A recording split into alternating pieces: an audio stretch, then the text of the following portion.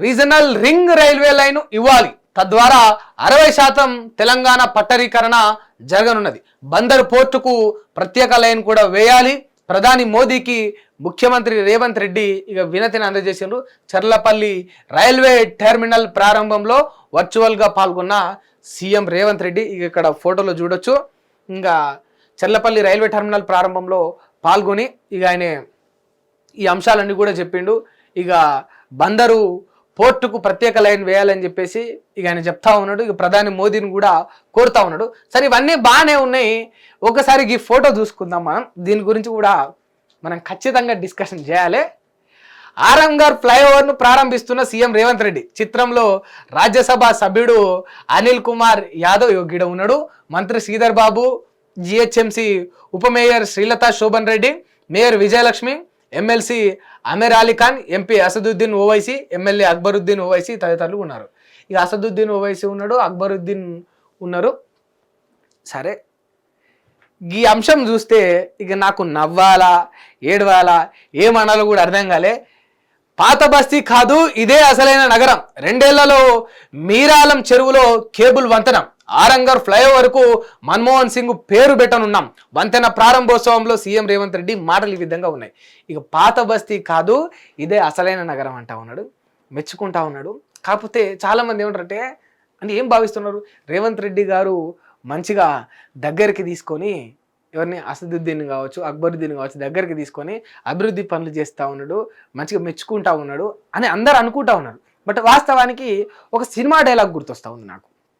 ఏదో పుష్ప సినిమాలు ఉంటుంది, భయపడ్డాడు భయపడ్డాడు భయపడ్డాడు భయపడ్డాడు అంటాడు చూసావా, గదే అనిపిస్తూ ఉంది. ఎందుకు ముఖ్యమంత్రిని పట్టుకొని గట్ల అవహేళన చేయొచ్చా అంటే చేయకూడదు. బట్ ఇట్లా పనులు చేస్తే మాత్రం చేయొచ్చు. ఎందుకంటే పాత బస్తీ కాదు, ఇదే అసలైన నగరం అంటా ఉన్నారు. ఈ అసలైన నగరంలోనే చెరువు కబ్జా చేయబడ్డది సార్. ఈ అసలైన నగరంలోనే చెరువు కబ్జా చేయబడ్డది. మీరు ఎవరి పక్కన నిల్చొని ఇప్పుడు ప్రారంభం చేస్తా ఉన్నారో ఇగో గీసారే చెరువుని నిండా అమాంతం మింగిండు. గడిమైసమ్మ మింగినట్టు చెరువును అమాంతం నిండా మింగి ఆడ కాలేజీ కట్టిండ్రు. ఏమైంది సార్? ఏమైంది? ధైర్యం ఏమైంది? మీ రహదారి ఏమైంది? నేను ఎవ్వడి మాట వినను, నేను రేవంత్ రెడ్డిని ఊకుకిన రాలి నాకు కూసిన సీటు ఒక్కొక్కరిని తొక్కుకుంటూ వచ్చినా అని గొప్ప గొప్ప పాటలు రాపించుకొని ఇట్లా సంబరాలు చేసుకుంటారు కదా. ఏమైపోయింది? దమ్ము ధైర్యం ఏమైపోయింది? ఇవాళ చేతులు కలిపి పాత బస్తీని మెచ్చుకునేదానికి మీకు మాట వస్తూ ఉన్నది కదా. మరి అదే పాత బస్తీలో చెరువు కబ్జా చేయబడి కాలేజీని కట్టిండ్రు, గడిమశం మింగినట్టు ఆ చెరువును మింగినరు. ఆ కాలేజీని ఎందుకు కూల్చలేకపోతా ఉన్నారు? ఇంకొక మాట అన్నారు, ఒక కాంగ్రెస్ ఆయన ఒక లీడర్ను పట్టుకొని నేను గిట్లనే మైకు పెట్టి, ఏంది సార్ గిట్లా పేదల ఇల్లులు కూల్చిండ్రు, మీరు మధ్య తరగతుల ఇల్లు కూల్చిండ్రు, అసలు ఇల్లుకు గతి లేనోడు గుడిసె వేసుకుంటే ఆ గుడిసెను కూడా కూర్చిండ్రు, తినే అన్నంలో మన్ను వాడుతుంటే కూడా కనికరించలేదు మీ అధికారులు, గింత అన్యాయం ఎందుకు సార్ అంటే, మరి గింత అన్యాయం చేసిరు, గింత అన్యాయం ఎందుకు? అసదుద్దీన్ ఓవైసీ వాళ్ళకి సంబంధించి అక్కడ కాలేజ్ ఉన్నది, గడి చెరువును మింగిరు ఓల్డ్ సిటీలా, గది ఎందుకు కూల్చలేరు మీరంటే, అది కాలేజు, చదువుకునే పిల్లలు ఉంటారు, మంచి షేడ్ ఉంటుంది, అదేం ఎట్లా పడితే అట్లా కూల్చుకుంటూ పోయేది. ఇల్లులు అంటే పోతే ఏమన్నా రోడ్డు మీద అనుకుంటారు, ఆ పిల్లల భవిష్యత్తు చదువు ఆగమవుతుంది అన్నట్టు గొప్పగా మాట్లాడిండ్రు. సరే మాట్లాడిండ్రు, అంతవరకు ఓపెన్ అనుకుందాం. మరి ఏమైపోయింది? ఎప్పుడు ప్రారంభించారు హైడ్రా ఎప్పుడు ప్రారంభించారు? ఇంకా కూడా పిల్లలకు టైం దొరుకుతలేదా? గిన్ని నెలల టైం తీసుకున్నారు, కొత్త దాంట్లో చేర్పించవచ్చు కదా, వాళ్లకు దిశానిర్దేశం చేయొచ్చు కదా, ప్రభుత్వం బాధ్యత వహించవచ్చు కదా. ప్రభుత్వం ఆర్డర్లు జారీ చేసి సరిపోయి ఏ కాలేజ్ ఒకటి తీసుకోడు, చదువు ఎట్లా డిస్టర్బ్ అవుతుంది? అదే ఫ్యాకల్టీ అదే కథ, వాళ్ళని ఇంకో దగ్గర చెప్పమనుండ్రి. హాస్పిటల్ కూలుస్తారట, వైద్యం అందినా అందకున్నా సరే హాస్పిటల్ కూలుస్తారట, హోటళ్ళు కూలుస్తారట, టిఫిన్ సెంటర్లు కూలుస్తారట, చెప్పుల డబ్బాలు కూడా లేపేసిండ్రు. కాళ్ళు మొక్కసారి మీకు దండం పెడతా అని వేడుకుంటుంటే చెప్పులు గుట్టుకట్ట ఆయన ఉంటారుగా, వాళ్ళు చెప్పుల డబ్బాను కూడా లేపేసిండ్రు.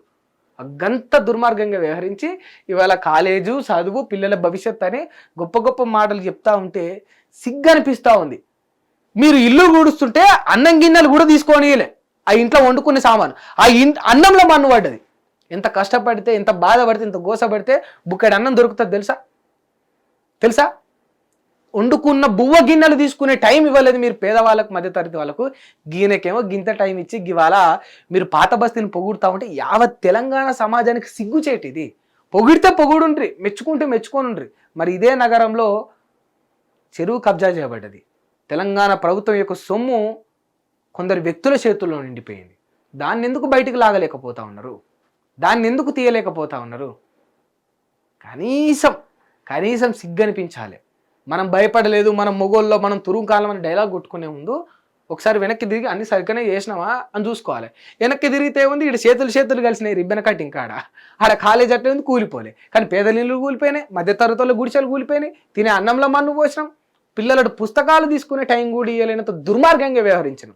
ఇవాళ ఈ దొరకు మాత్రం అలా చెప్తా ఉన్నాం. అంత యావత్ తెలంగాణ సమాజం గమనిస్తూ ఉన్నది. రేవంత్ రెడ్డి గారు మీరు ఏం చెప్పాలనుకుంటా ఉన్నారు, ఏం చేయాలనుకుంటున్నారు? నేను నిలదీసే మొనగానని డైలాగులు కొడితే సరిపోదు, దానికి తగ్గట్టు పని కూడా చేసుకోవాలి. ఒక పేదవాడి ఇంటి పట్ల మనం ఏ విధంగా వ్యవహరించడమో, ఒక మధ్యతరగతి ఆసుపత్రి పట్ల మనం ఏ విధంగా వ్యవహరించడమో, ఒక ఓవైసీ కాలేజ్ పట్ల కూడా మనం అట్లనే వ్యవహరించి ఇది రేవంత్ రెడ్డి అని నిరూపించుకోవాలి. అట్లా లేదు. ఆయనకి అది పెట్టి ఈయనకి ఇది పెట్టి, ఓనికి అన్నం పెట్టి ఓనికి సున్నం పెడితే అది పద్ధతి అన్నారు, దాని రాజకీయం అన్నారు, దాని ప్రభుత్వం అన్నారు. హిట్ టీవీ యాప్ ని డౌన్లోడ్ చేసుకోండి. ఇందులో short news, live news, entertainment movies అన్ని అవైలబుల్ గా ఉన్నాయి. Please download hit TV app. Hit TV app ని ఫ్రీగా డౌన్లోడ్ చేసుకోండి.